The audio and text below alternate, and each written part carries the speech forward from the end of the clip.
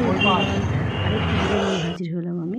সকাল সকাল গিয়েছিলাম বাজারে, সেখান থেকে আমি ঠাকুরের জন্য ফুল কিনে মিষ্টির দোকানে গিয়েছিলাম। মিষ্টির দোকানে গিয়ে দেখি প্রচুর মিষ্টি। সোমবার কোন মিষ্টি ছিল, কী মিষ্টি কিনবো বুঝতে পারছিলাম না। তাও আমি ঠাকুরের জন্য লাড্ডু, মিষ্টি, একটু কাজু বরফি কিনে বাড়ির উদ্দেশ্যে রওনা দিলাম। বেরিয়ে দেখলাম বাঘাযতীন বাস স্ট্যান্ডের সামনে একটি নতুন নিরামিষি পরোটার দোকান খুলেছে। সেখান থেকে আমি মেথি পরোটা কিনে নিলাম। মেথি পরোটার সঙ্গে দিয়েছিল ঘুগনি দিয়েছিল, আর মেথি পরোটার দাম ছিল পার পিস 12 টাকা করে। তো আমি সেখান থেকে পরোটা প্যাক করে নিয়ে বাড়ির উদ্দেশ্যে চলে আসলাম। বাড়িতে এসে স্নানটা সারলাম, যেহেতু আজকে বৃহস্পতিবার।